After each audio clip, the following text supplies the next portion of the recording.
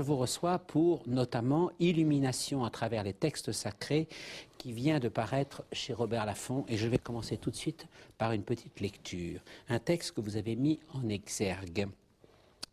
Il y avait eu une discussion en classe visant à savoir qui, de Schelling et de Hegel, surpassait l'autre. Une discussion plutôt stupide. On n'y discutait pas des systèmes philosophiques, mais on parlait de l'opinion d'Ekaterina Mikhailovna. Va lui demander, me disaient les copains avec insistance. J'étais le secrétaire du cercle dramatique. Allez-y vous-même. Elle ne nous le dira pas à nous. J'allais résolument trouver Mikhailovna et lui demander, Ekaterina Mikhailovna, qui préférez-vous, Schelling ou Hegel? C'est pour vous que vous me le demandez? Oui, lui répondis-je en rougissant. Schelling, articula Mikhailovna tout bas et avec ferveur, et je sentis qu'elle répondait là à une question qui lui tenait personnellement à cœur. La victoire des traditions hegéliennes retentissait déjà dans toutes les écoles du parti soviétique du pays. Bientôt, se référer à Schelling serait synonyme de déviation et passible de poursuite. Varlam Shalamov, la 4e Vologda. Alors, pour moi, c'est un texte mystérieux, parce que je ne connais pas bien ni Schelling, ni Hegel. Et pourtant, je suis extrêmement sensible à la force, j'allais dire, à la force poétique qui sort de ce texte, Philippe Solers. Vous voyez ce qui se passe là. Brusquement, le nom d'un philosophe devient un signal de ralliement clandestin à ce qui va s'opposer, sans même savoir vraiment pourquoi, à la pensée officielle. Ça, c'est un texte des années 30. Pourquoi est-ce que Hegel est un penseur qu'il faut reconnaître comme fondateur du marxisme?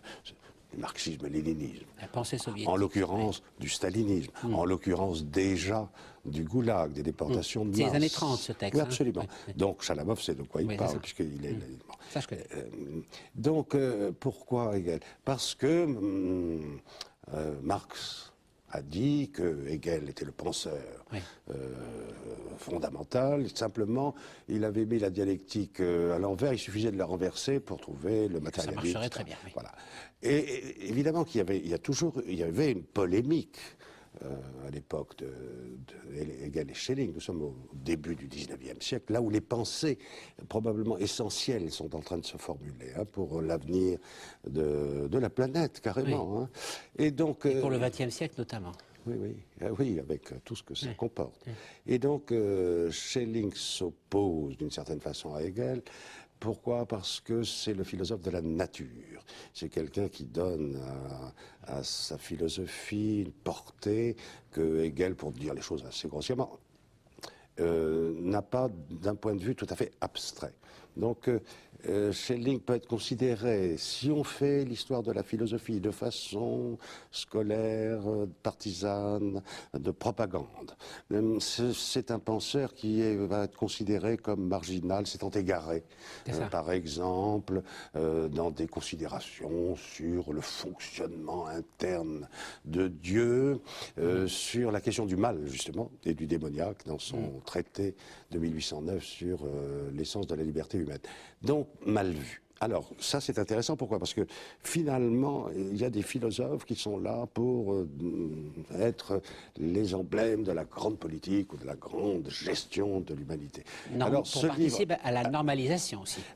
D'une certaine façon. Alors, dans ce livre, évidemment, il y a d'autres, il y a Schelling, il y a un autre philosophe, un penseur très grand, très très mal vu par les philosophes en général, à qui on reproche tout, mais d'une profondeur considérable, qui a écrit un livre sur Schelling, et c'est lui qui est en exergue en premier, c'est-à-dire Martin Heidegger. Bien sûr. Et puis, il y a un certain nombre d'autres penseurs, comme Nietzsche, qui n'a pas non plus une réputation extraordinairement convenable. Et en même temps des poètes. Donc, voilà. Les paroles essentielles sont des actions qui se produisent en ces instants décisifs où l'éclair d'une illumination splendide traverse la totalité d'un monde. Martin Heidegger, bon, c'est magnifique. Voilà. Alors là, vous avez en effet un petit cahier de photographie. Oui. Qui il n'est pas dans les... Ah oui, dans le livre, alors il faut que vous voyez le livre, je sais pas, bon, et où on voit un certain nombre de visages qui donne en fait le thème profond Vous avez d'abord Nietzsche, Bon, on va y venir tout de suite. jeune, Philippe Soler, ensuite Rimbaud, l'autre. oui, on va y venir. Je les ai notés. J'ai fait Donc ça. poésie Oui. et pensée. Voilà le sujet. Pourquoi illumination? Illumination, ça va. Mais Titre à de- travers les textes sacrés. Parce que, Sacrés pour qui? Pourquoi? oui, Illumination, titre de Rimbaud. Oui, non, Qui a lu les Illuminations? pas moi. Vraiment. Oui, pas Oui, moi. bien Mais sûr, non, bien. j'ai lu en classe. Voilà. Et après, un Voilà. peu. Alors, mais vraiment, non. Rimbaud, tout le monde le connaît. Oui. Il y a cette fameuse photographie de Karchat, tout le monde sait qui est, en principe, qui est Rimbaud. Et les photos bouleversantes du Harare aussi. Voilà. Oui. Avec des amis, nous nous sommes amusés, des jeunes gens, nous nous sommes amusés il y a quelques années. Alors tout le monde sait qui est Rimbaud, Oui. la vie passionnée de Rimbaud, Oui. l'affaire Rimbaud-Verlaine, Rimbaud-Harare, etc. Bon, vraiment. Pas besoin, tout le monde connaît Rimbaud. Or, avec des amis, nous avons décidé d'un jour de taper à la machine les Illuminations Oui. de Rimbaud et de les envoyer à tous les éditeurs, aux plus grands même. Et ça a été refusé Horrible. partout. C'est horrible. C'est étrange. Donc, Les refuser partout. oui, Il y a eu absolument. des lettres quand même. Absolument, absolument. Absolument. Compte tenu de Oui, l'actualité. ça ne correspond pas à notre programme, C'est etc. ça, voilà, ouais. Je crois que d'ailleurs on pourrait s'amuser à faire ça avec la plupart des très grands écrivains. qui Pourquoi seraient- sur les textes sacrés? Alors, les textes sacrés, ça veut Pour dire... qui, pourquoi les textes sacrés? Ben, vous avez quand même la Bible, c'est un Oui. texte sacré. Vous avez des apôtres comme Saint Jean qui ouvrent le livre, L'Apocalypse, l'Apocalypse. oui. Et à travers ces textes-là, qui peuvent être bibliques, ils sont sacrés, ou le Coran, c'est un texte sacré, enfin saint, sacré, ou alors les textes indiens, ou alors les textes chinois fondamentaux, qui sont considérés comme des textes de haute sagesse. Oui, oui. Il s'agit de les mettre en contact avec justement un certain nombre d'aventures, d'expérimentations individuelles, poétiques ou musicales fondamentales. C'est-à-dire qu'en somme, le sacré ne serait pas cantonable dans ce qu'on a l'habitude d'appeler texte sacré. Vous avez votre Bible, vos évangiles, vous avez votre Pierre Coran, Auger, oui. vous avez vous avez les Upanishads si vous voulez, vous avez aussi Lao Tzu, Chuang Tzu en Chine, pour ne pas parler du reste, il y en a beaucoup.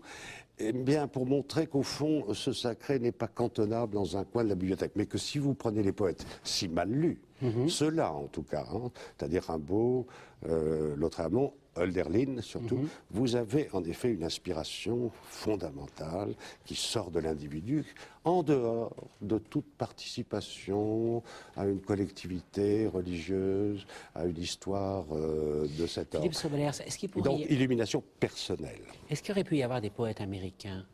Oui, certainement. Moi, j'ai été... Walt Whitman, par exemple, bien sûr. et même des Ou poètes contemporains. ou Ezra Pound. Contemporain, la misère de la poésie étant devenue ce qu'elle est, la question que je pose, c'est précisément de savoir pourquoi une telle misère advient.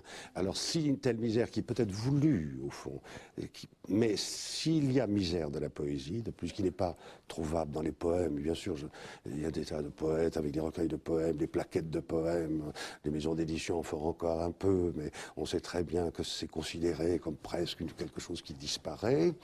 Et à ce moment-là, c'est très inquiétant parce que la pensée elle-même est en cours d'exténuation. Parce que la pensée et la poésie, c'est la même chose. C'est-à-dire que si vous lisez ces grands poètes-là, vous êtes obligé, d'une façon ou d'une autre, ou alors vous montrez que vous ne lisez pas, de vous demander ce que ça veut dire et ce à quoi ça pense. Un constat terrible. Oui, c'est un livre d'urgence qui correspond, je crois, à une certaine déperdition. Alors, ni dérive d'esprit. mystique, ni dérive spiritualiste. Non. Vous insistez là-dessus. Enfin, sûr. vous le mettez bien précisément. Il s'agit de savoir lire. De même que quelqu'un qui travaille sur la Bible, texte sacré, un talmudiste ou un kabbaliste. C'est quoi? Ça consiste à lire. À lire en profondeur, à interpréter, à dériver un peu sur le sens, à inventer même quelque chose qui ne se trouve pas explicitement dans la langue. Donc c'est une grande école de lecture. Le judaïsme a tenu cette chose admirable au cours des temps, et que de persécutions. Chalamov, là, pourrait en dire long là-dessus, et toutes les persécutions nazies, bien sûr, c'est quelque chose qui tient tout simplement parce qu'on lit. On se tient à un texte. Est-ce que ça n'est pas extraordinaire? Bon. Et donc, c'est de ça que nous manquons peut-être dans les civilisations occidentales, plus tardives, comme la nôtre. C'est-à-dire, ma question est très simple, c'est qui sait lire